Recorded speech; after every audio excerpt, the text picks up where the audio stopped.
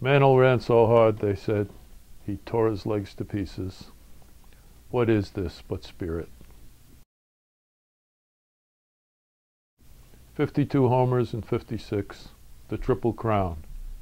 I was a high school junior, batting fourth behind him in a dream. I prayed for him to quit before his lifetime dropped below 300, but he didn't, and it did. He makes Brill Cream commercials now, models with open mouths draped around him, as they never were in Commerce, Oklahoma, where the wide-shouldered, sandy-haired boy stood up against his barn, lefty for an hour,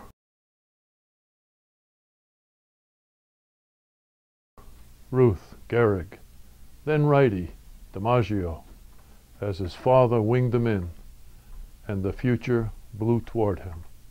Now a fastball, now a slow curve hanging like a model smile. Most know William Heyen for his accomplishments in literature, but it was something else that got him into higher education. I was a two-time All-American, in fact.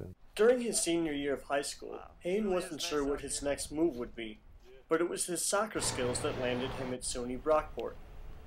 I was taking the exam at the time, and I had an interview in New York City with the soccer coach, and I made my way here. During his time at Brockport, Heyen developed a passion for something other than sports: poetry. But I never get bored with seeing how a line of poetry progresses and how it turns.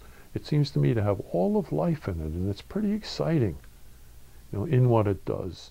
After graduating from Brockport and teaching at the collegiate level, Heyen had the opportunity to teach at the University of Hanover and visit a concentration camp. The Holocaust has been the subject of much of his award-winning work, including the Swastika poems and Erica, Poems of the Holocaust, and it's a topic he continuously revisits. Often it has happened that I think I've written the poem and it's the last one. I'm done with this. I've said all that I have in me to say, and then before I know it, another poem will show up.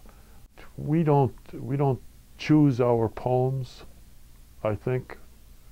Our poems have to choose us, and these poems began to come to me. Heyen and his wife Heyen returned to Brockport, where he taught for nearly 3 decades. And we came back to our, what had become our hometown here, where we had so many friends, and I never regretted it. Brockport has been a good place for me. Now retired, Heyen works out of a shed in his backyard that has been converted into a working space.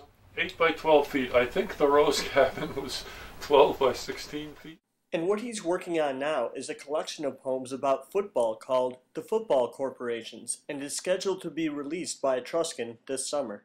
It slashes so much. It's so hard-nosed. It's apocalyptic. It's filled with robotic athletes and with corporate takeover of the spectacle. Much of Heyen's success can be attributed to his passion for his subject matter, no matter how fun or horrifying it may be. But there's a sense in which, in poetry, subject matter is along for the ride. Whether it's sports, or whether it's the Holocaust, or whatever it is, it's along for the ride of the poet's saying, the passion of the poet. That's the thing.